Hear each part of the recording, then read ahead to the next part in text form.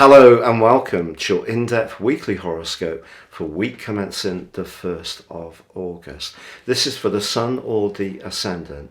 As we come into this new month, what I'm going to do is give you a flavour of what to expect for us all collectively. But please stay with me as I dive deep to give each of the 12 zodiac signs from Aries through to Pisces a much more forensic interpretation. Now, this week does see an incredibly powerful combination of energies in the sign of Taurus.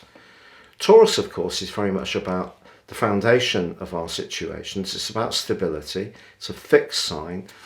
But the North Node, which moved into Taurus on the 18th of January, is almost like the karma of our attitude towards consumption, food, anything to do with consumerism, but it can also be to do with the crust of the planet as well.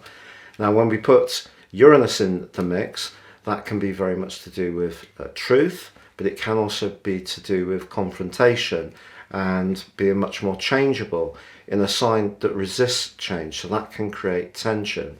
And then Mars in the mix, that creates an ignition point, particularly with Uranus. So the potential for weather events that are quite extreme is definitely increased with this combination, and it can make us much more aware of the direction of travel that we're going in terms of, the type of fuels that we've used traditionally and the way that we've perhaps embraced fast food rather than enjoying more rustic consumption of food and making food from scratch. That's much less popular than it ever used to be.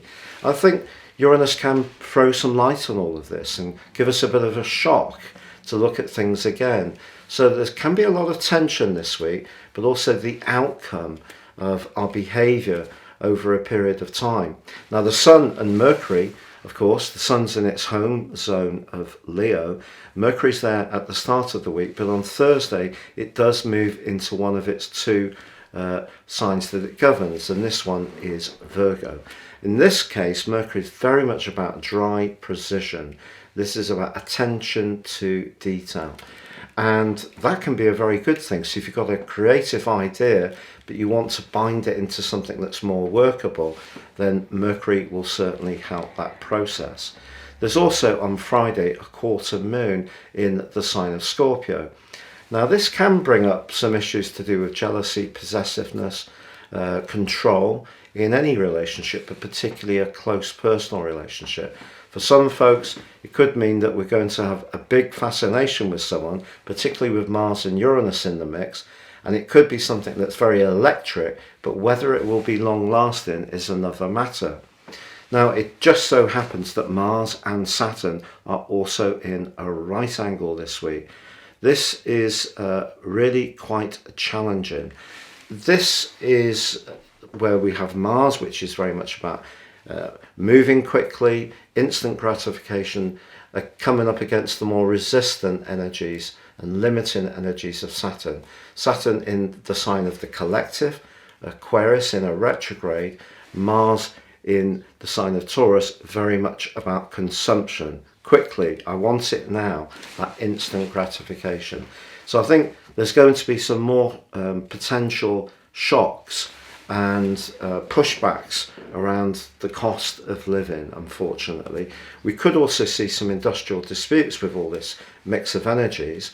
But there is, towards the end of this week, a quite enchanting link between Venus and Neptune, both in water signs, Venus in Cancer, very nurturing, and Neptune in its home sign of Pisces. If you are lucky enough to have that electric connection to someone, but there is also some more spiritual or emotional connection beyond the physical plane, then this could be a really exciting opportunity.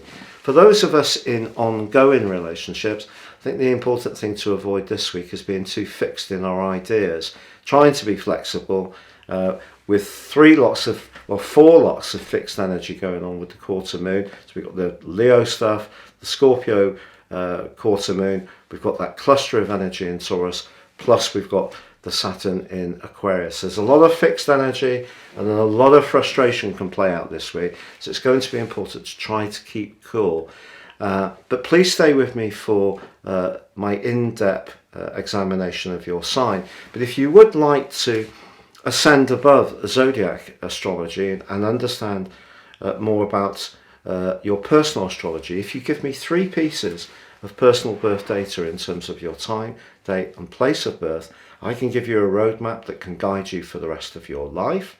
But beyond that, also in my 30% off special offer package, a 12-month personal horoscope. No 2 charts are ever the same. They're completely individually produced for the person that provides that data. And if you'd like to take advantage of that, please see the link below. Finally, crash through the 100,000 subs mark. We're pretty well nearly at the 101,000 mark, may even be through it by the time you watch this. But if you've yet to subscribe to my channel, I'd be honoured if you did so now. If you have done already, thank you so much. So Cancer, your week commencing the 1st of August forecast suggests that your financial situation is something that you're really grappling with, like many of us. But Mercury is going to be moving forwards on Thursday out of this area into a space that really can help you to be quick and nimble in your appraisal of opportunities and situations. So that could be really helpful. The quarter moon on Friday, however, someone you are rather fond of could contact you and want some help. It could be of a financial nature. It could be someone in your family, and it would be easy to spoil this person because you really care for them. But actually it could not necessarily be the best thing to do, because it could perpetuate their reliance on you and stop them from really developing a much greater sense of self-responsibility. That's just one outcome that can happen with second 5 quarter moon. The other one is that you could be tempted to splash money that is perhaps best to keep close to you. And part of the potential for impetuousness this week does obviously come from Mars's combination with Uranus, and that is in your sector of the future and your friendships. So just be conscious of that, because with Saturn squaring Mars, Saturn's asking you to be very diligent, really thinking about your long-term financial future in a very calculated, calibrated and sensible way. Now, usually Cancer people are extremely good with managing resources anyway, but of course Saturn in retrograde in the 8th house of shared finances means that what you want to do through the energy in Taurus is be more of a free spirit, but there may be some kind of commitment, involvement, emotional or financial